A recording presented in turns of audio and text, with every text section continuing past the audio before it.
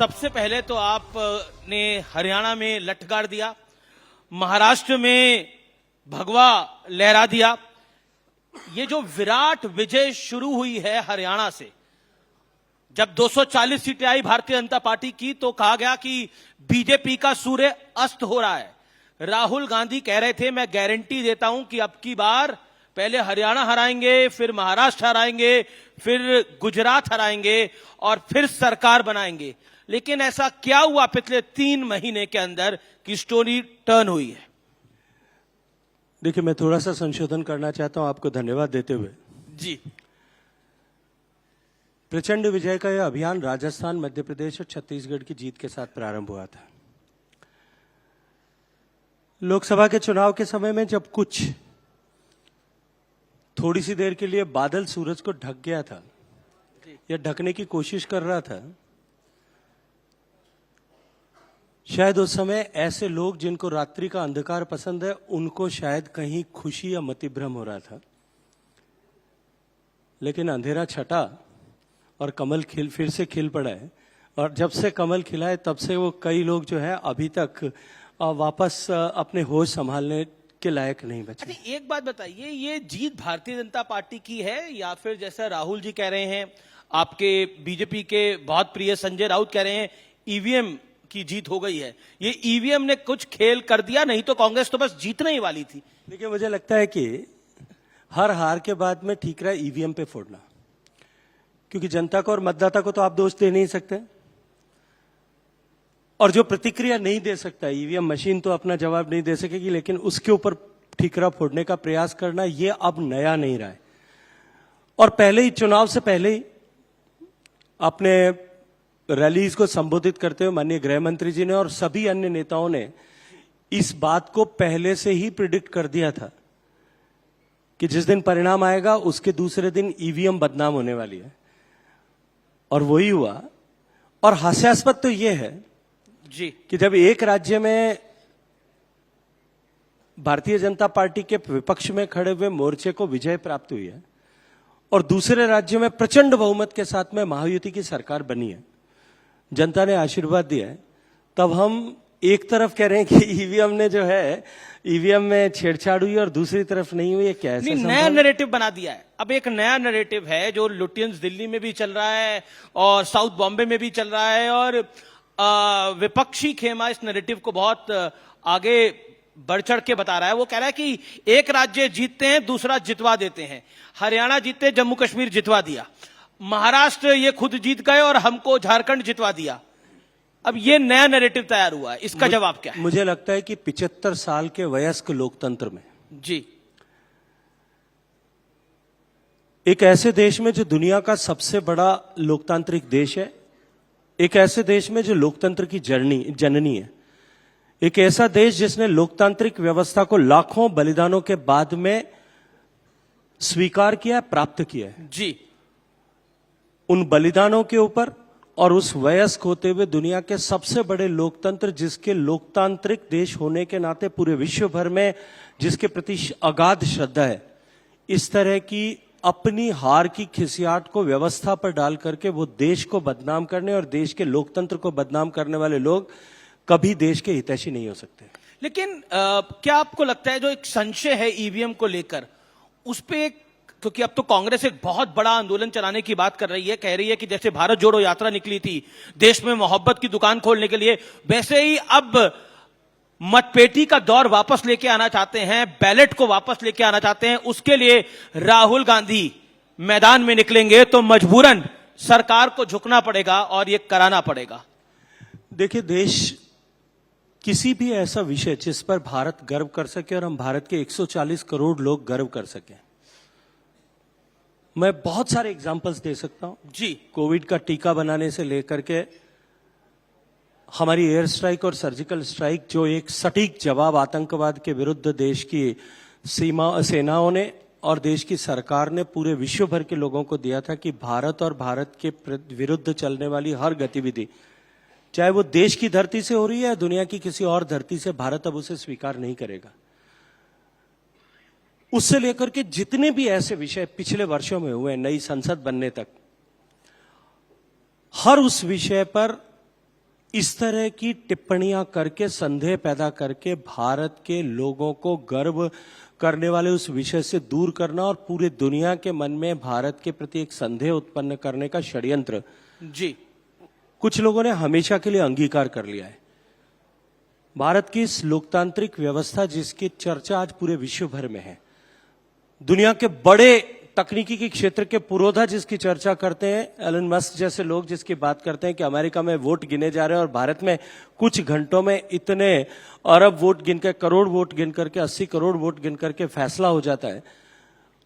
ऐसी परिस्थिति में भारत के प्रति इस तरह के संदेह उत्पन्न करना, यह मुझे लगता है कि उस षड्यंत्र का हिस्सा है। लेकिन झारखंड के अंदर जो बीजेपी को हार का सामना करना पड़ा, बहुत लंबे अरसे बाद विपक्ष की सरकार रिपीट हुई, क्या उसका बड़ा कारण लगता है? पॉलिटिकल पंडितों का कहना है कि इतना ज्यादा घुसपैठिए कर दिया था कि नुकसान बीजेपी को झेलना पड़ गया उसका। देखिए, निश्चित रूप से हर जीत और हर हार दोनों की समीक्षा करने का विधान भारतीय जनता पार्टी में है, व्यवस्था भारतीय जनता पार्टी में।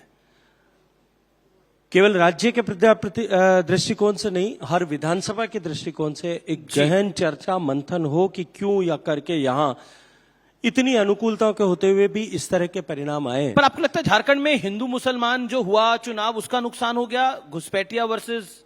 मुझे लगता है कि अभी थोड़ा सा जल्दी होगा कि इसके बारे में मैं टिप्पणी करूं, क्योंकि जिन लोगों के पास में जिम्मेदारी है वो इस पर विस्तार से समीक्षा कर रहे हैं। लेकिन इतना अवश्य है कि बहुत सारी ऐसी ताकतें जो भारतीय जनता पार्टी की सरकार बनने के बाद में अपने अस्तित्व के प्रति संकट ऐसा महसूस करती थी, उन लोगों का एकत्रीकरण हुआ है। ऐसा मैं आप लोगों की मीडिया की बातचीत और रिपोर्ट्स के माध्यम से के आधार पर कह सकता हूं। डेमोग्राफी में जो बदलाव आया वो भी एक बड़ा कारण रहा ट्राइबल एरिया में। लेकिन निश्चित रूप से रहा है। कुछ विधानसभाओं को लेकर के अगर आप देखेंगे तो 2019 के चुनाव और 2024 के चुनाव में जिस तरह का सिग्निफिकेंट चेंज इन डेमोग्राफी हुआ है, जी, वो निश्चित ही उसने कहीं ना कहीं एडवर्सली भारतीय जनता पार्टी के प्रोस्पेक्ट्स को इम्पैक्ट किया है।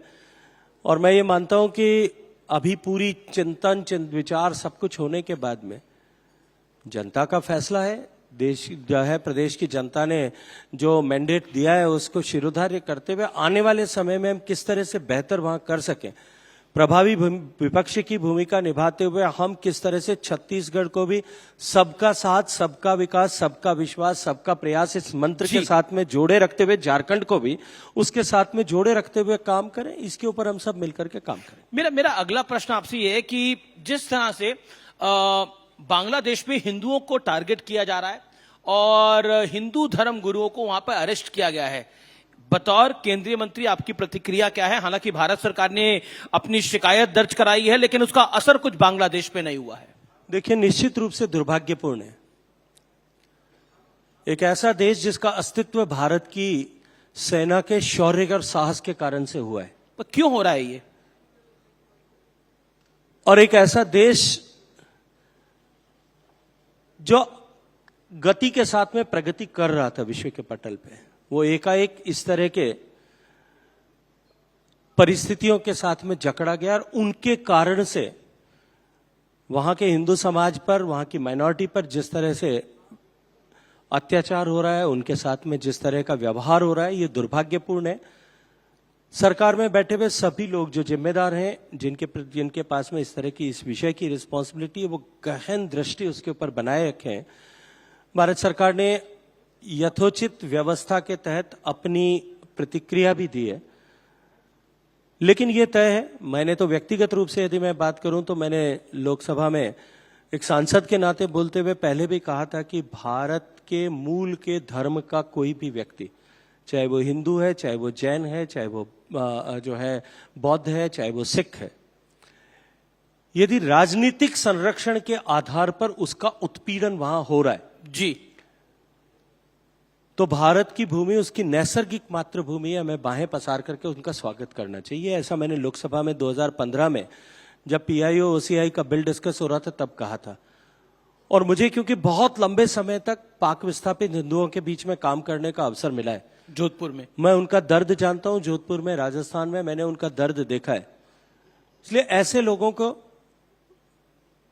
जहां वो रहते हैं वहां संरक्षण मिले, लेकिन यदि इस तरह की पीड़ा को भोग करके वो भारत में आते हैं वैध तरीके से भारत में आते हैं तो हमें बाहें प्रसार करके उनका स्वागत करना चाहिए, उनको संरक्षण प्रदान करने की आवश्यकता है। मेरा अगला प्रश्न है, आपने मिनॉरिटीज की बात करी जो बांग्लादेश में है, लेकिन जो हिंदुस्तान में मिनॉरिटी है या फिर कहें तो सबसे बड़ी मेजॉरिटी है मुस्लिम, उसको लेकर जिस तरह के बयान आ रहे हैं, असउद्दीन ओवैसी ने बोला है कि मोदी जी आप क्या कराना चाहते हैं, हर दरगाह हर मस्जिद का सर्वे करवाना चाहते हैं, जो संभल में हो रहा है, जो अजमेर शरीफ में हो रहा है, कैसे लेते हैं आप? देखिए, मैं आपसे एक प्रश्न पूछना चाहता हूं, जो PIL दायर की गई, क्या वो सरकार ने की? नहीं। मैं तो आपको एक दायित्व देना चाहता हूं जी, पत्रकार के नाते, और आपके जो है जर्नलिस्ट फ्रेटर्निटी को दायित्व देना चाहता हूं। खोज करके देखिए इनके पीछे कौन लोग खड़े। जो लोग इस तरह के PIL दायर कर रहे हैं, उनके पीछे किस मानसिकता के कौन लोग खड़े होकर के इस तरह के काम कर रहे हैं, इसके ऊपर जो है गहन। लेकिन आपको लगता है ये गलत है, ये जो जिस तरह की ये PIL दाखिल हो रही है, ये गलत है, ये नहीं होनी चाहिए? देखिए, जो विषय न्यायालय में पेंडिंग है, मुझे उस पर टिप्पणी नहीं करना चाहिए जी। वो अनुचित है। न्यायालय ने उसको जो है विचार करने के बाद में एक बार अगर एडमिट किया है तो न्यायालय को उस पर निर्णय करने दीजिए, लेकिन इतना अवश्य है कि इस तरह के विषयों को उठा करके हम भारत में जो भारत की शांति व्यवस्था को हिलाने की कोशिश जिस तरह से की जा रही है, उसके पीछे के मानसिकता को, सब आप ही के लोग हैं, ये उसके पीछे की मानसिकता को निश्चित रूप से खोजने, जांचने, परखने की आवश्यकता है। इसीलिए मैंने आपसे निवेदन किया कि आप थोड़ा खोज करके कोशिश करके निकालिए कि कौन लोग ऐसा कर रहे हैं। क्योंकि आप संस्कृति मंत्रालय आप चलाते हैं और अजमेर दरगाह को लेकर जिस तरह के दावे किए जा रहे हैं, उस पर आप क्या टिप्पणी करना चाहते हैं? मैंने कहा कि जो विषय न्यायालय में लंबित है उस पर टिप्पणी मुझे एक जिम्मेदार पद पर होने के नाते नहीं करना चाहिए, इसलिए मैं उस पर टिप्पणी नहीं करना जी। वक्फ को लेकर आप क्या कहना चाहते हैं? JPC की समय सीमा बढ़ाई गई है, असउद्दीन ओवैसी कहते हैं वक्फ भी हमसे ले लेंगे, हमारी दरगाह मस्जिद भी ले लेंगे, तो हम जाएंगे कहां पर? देखिए, वक्फ के नाम पर जिस तरह के खेल किए गए, जी, वक्फ के नाम पर, वक्फ की संपत्तियों के नाम पर जिस तरह से बंदरबांट की गई है, वक्फ की संपत्तियों के नाम पर जिस तरह से अल्पसंख्यक मुस्लिम समाज को, जिसके बहुत सारे लोगों को जिस तरह से पीपल विद वेस्टेड इंटरेस्ट जी, सिटिंग इन द चेयर, जिस तरह से लोगों को के साथ में अन्याय हुआ है, निश्चित रूप से इस पर पुनर्समीक्षा होनी चाहिए। जिस पर पुनर्समीक्षा हो रही है, let the JPC file its report. एक बार JPC की रिपोर्ट आ जाए, उसके बाद में संसद पर उस पर बहस होगी और निर्णय होगा। जी।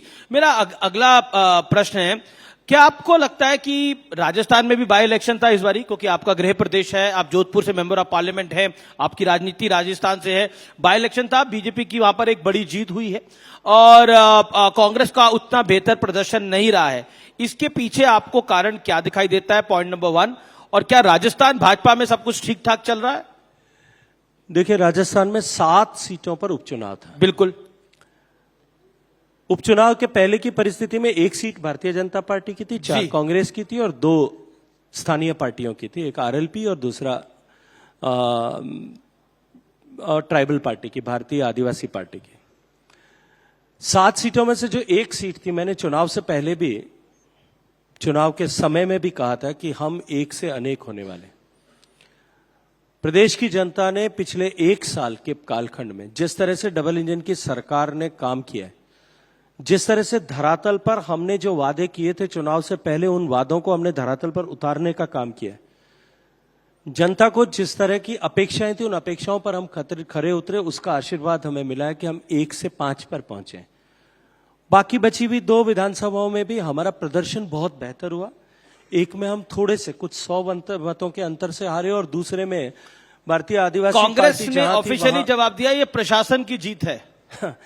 मुझे लगता है कि इस बार EVM को बख्श दिया वहां पे, इसके लिए मुझे कांग्रेस को धन्यवाद देना चाहिए। जी, लेकिन एक बात बताइए, लोकसभा चुनाव में बीजेपी का प्रदर्शन खराब रहा, उसको थोड़ा सीटों का नुकसान हुआ, लेकिन उसके 4 महीने बाद बीजेपी का प्रदर्शन बेहतर हो गया, क्या कारण मानते हैं आप?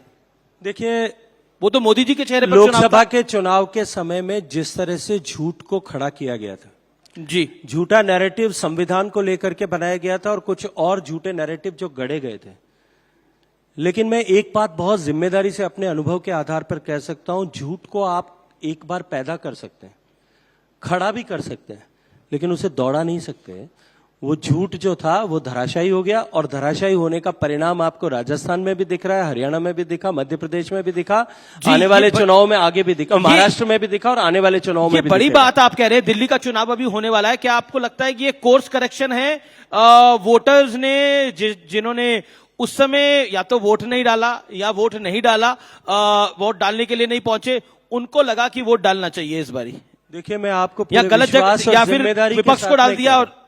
मैं पूरे जिम्मेदारी और विश्वास के साथ में आपको कह रहा हूं कि आने वाले दिल्ली के विधानसभा चुनाव में जिस तरह से पिछले 10 साल में केजरीवाल सरकार में दिल्ली बदहाल हुई है, दिल्ली केजरीवाल बेहाल जी हुई है। की पार्टी कह रही है उन्हें जान से मारने की कोशिश की गई है। जिस तरह से हंसते हंसते दिल्ली को हलाल करने की कोशिश की गई है, दिल्ली वासियों के हितों को हलाल करने की कोशिश की गई है, दिल्ली के मतदाताओं ने अब की बार यह तय कर लिया है कि अब की बार भारतीय जनता पार्टी की प्रचंड बहुमत के साथ में दिल्ली की आशीर्वाद देकर के सरकार ये बनाएगी। बहुत बड़ी बात आप कह रहे हैं कि दिल्ली में इस बार बीजेपी की सरकार आएगी, लेकिन हालांकि एग्जिट पोल और ओपिनियन पोल उस तरह से उतने ऑथेंटिकेटेड नहीं है, इस पे कोई डिसएग्रीमेंट में नहीं मुझे कर लगता सकता है कि अब तो उस पर अब तो वो विचार का विषय भी नहीं रहा है, एग्जिट पोल और आपके जो हैं। जी। लेकिन क्योंकि गजेंद्र सिंह शेखावत आप राजस्थान से आते हैं, आखिरी सवाल नहीं पूछूंगा तो ये नाइंसाफी हो जाएगी। ये जो राज परिवार के बीच में झगड़ा चल रहा है, उस विषय पर आप क्या कहना चाहते हैं बतौर मंत्री, बतौर राजस्थान के वासी, बतौर सांसद? मुझे लगता है कि वो विवाद, यदि उस विवाद के बैकग्राउंड में देखा जाए तो वर्षों से संपत्ति का विवाद एक परिवार में चल रहा है, और वो केवल एक राजस्थान का राज परिवार नहीं, देश के सारे लगभग बहुत सारे परिवारों में इस तरह के संपत्ति के विवाद शायद होंगे, विभिन्न स्तर पर लंबित होंगे। उनके विवाद के पृष्ठभूमि में जाए बिना मैं इतना कहना चाहता हूं कि माननीय मुख्यमंत्री जी और हम सब ने मिलकर के जो प्रयास किया उसके चलते हुए कम से कम वो विवाद एक बार था समाप्त हुआ है।